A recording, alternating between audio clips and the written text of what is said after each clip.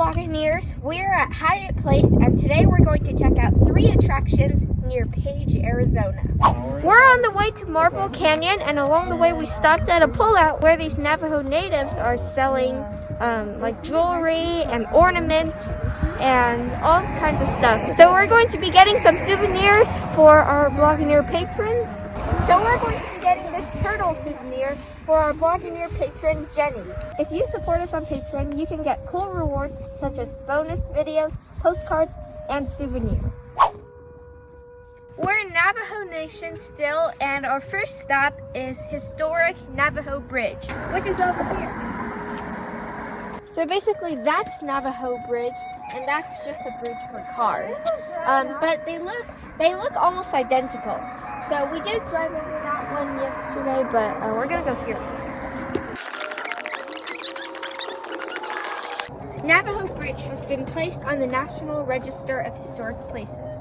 So I guess this bridge was constructed from 1927 to 1928. The arch is 616 feet, the length is 834 feet, and the height is 467 feet.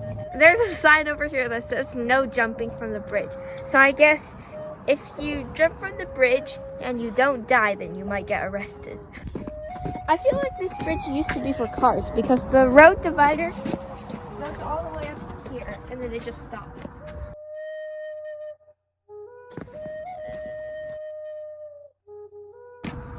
Okay, and here's the view we get from the bridge. It's actually pretty cool. So you have the tall cliffs on all the sides. This goes 400 some feet deep. There's the Colorado River. I think to that direction is Horseshoe Bend and Lake Powell, and to that direction is the Grand Canyon. We're almost to the end of the bridge. We made it to the other end. Now we're going to check out the visitor center, which I'm surprised is actually open, considering the pandemic and everything. Masks are required, and yeah, okay, let's go in.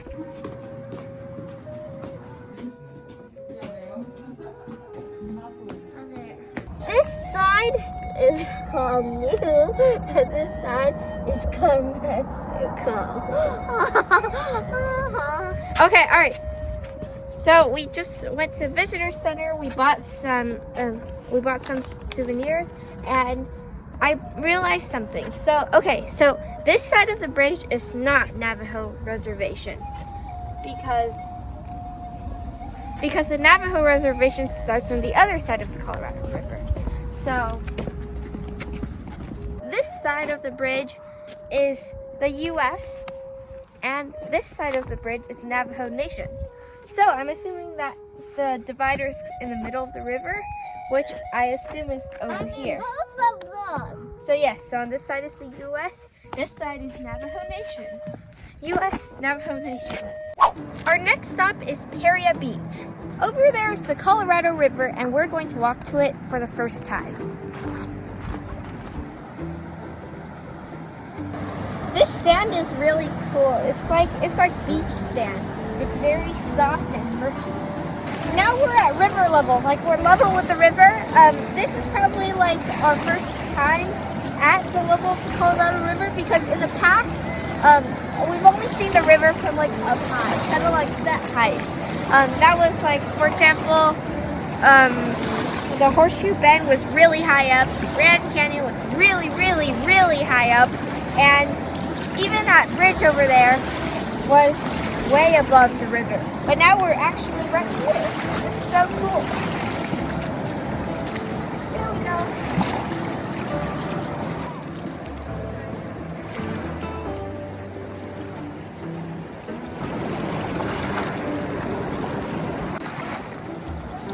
This is kind of like a beach. Like there's many waves coming up to the sand. The sand is basically like a beach. This is pretty much a beach, except that this is not the ocean, it's just a river. This section of the water is pretty common. It's talking with pebbles. Apparently the beach that we were just at over there is part of Grand Canyon National Park. That's crazy! Oh my goodness. So this side I'm in the Grand Canyon, And this side, well, I'm not impressed. Next, we're gonna check out Lonely Dell Ranch, which might be like some historical homes that the people who were sailing on the Colorado River, maybe they stayed here or something. This is the orchard, which is full of almond, apple, apricot, fig, nectarine, peach, pear, plum, and quince trees. And normally there would be fruits growing on them, but I guess not right now. If there were fruits, there was a sign that said you are allowed to pick them for personal use. Wow, this irrigation system is really, really well thought out. Because look, whoa. Okay, the water comes from there, and then it keeps going down through the whole like row of trees. And it only requires one source of water instead of multiple sprinklers. This whole place is called Lee's Ferry. So Lee's Ferry is a famous historical landmark, and I guess we're here.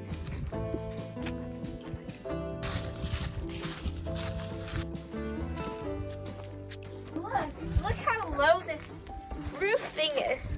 It's like, were people short back then? This perfectly fits me, but I imagine that people would have to like duck down back then. Okay, over here is let's go here first.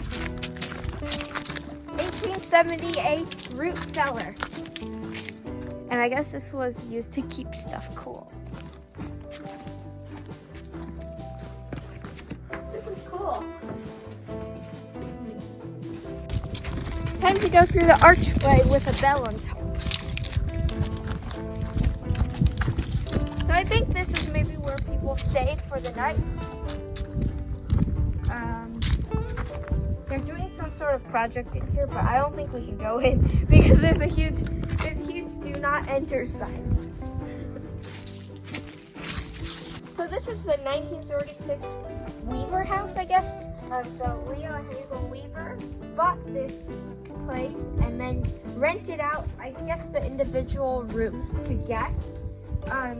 So it acted as like a lodge, a main lodge, but it lacked electricity, running water, and returning guests. Because I guess once guests left, they just continued their journey down the Colorado and never came back.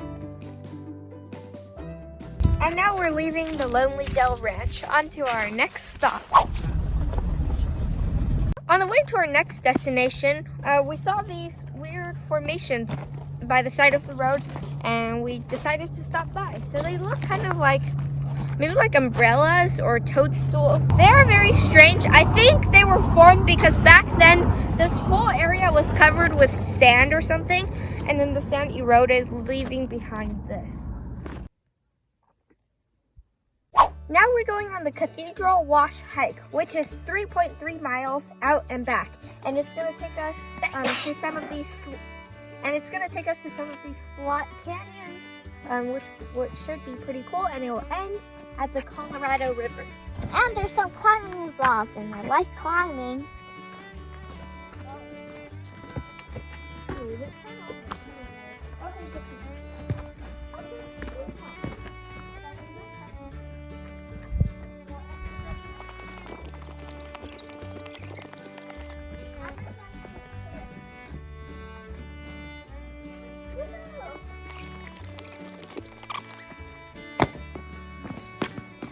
This is not quite the slot canyon that I imagined, because I was imagining like narrow, like kind of like an antelope canyon. This is way wider, but it's still nice because, I mean, look at the colors. It's kind of reddish. Wow, this is like, these stairs are natural. It's so cool. Wow. We're starting to enter like the slot canyon portion. Watch out, there's a ditch there. I would go this way. We're climbing.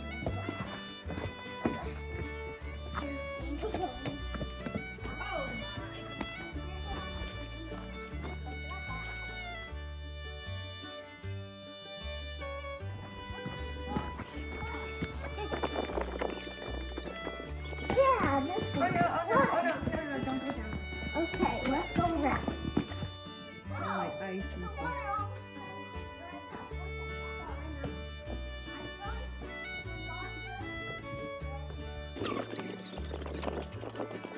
These look like little cliff dwellings for maybe like small, like the cow we have.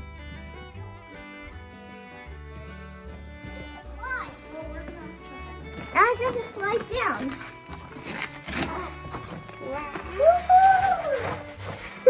That was fun.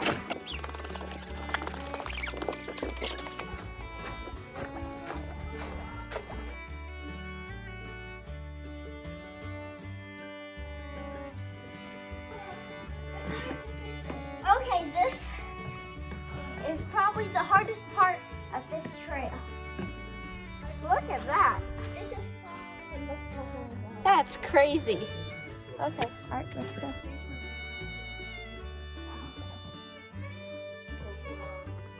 Look at this pool of water down there. It looks disgusting.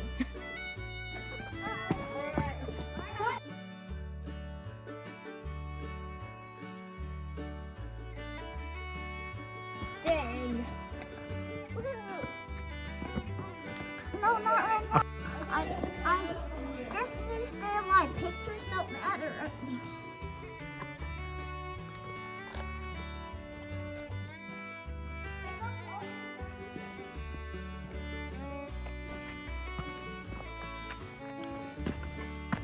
Alright, so we've been hiking for more than a mile now. I think there's probably like half a mile left to go, but we went around the corner to look and it looks even more challenging than what we've done already. So I think we've done just about enough, and since we've already seen the Colorado River, I feel like it would be unsafe to keep going. So we did go pretty far. We did get to see the cool canyons here, and yeah, we're gonna turn around now. Hopefully we can make it back safely. So final thoughts about Cathedral Wash hike. It was fun.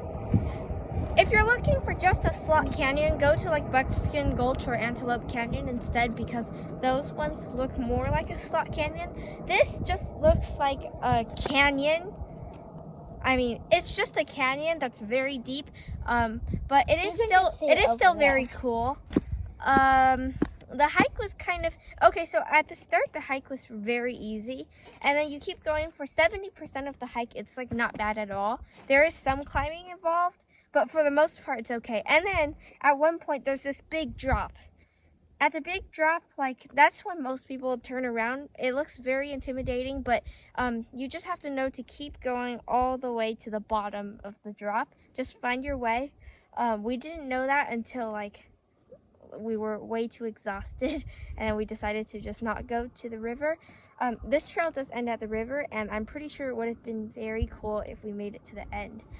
In the future, if we do this hike, I would bring maybe like some hiking gloves, because there are some, when you're climbing, there are some rocks that can cut your hand. Also, bring the right shoes. Like I'm wearing boots right now, which might not be the best thing.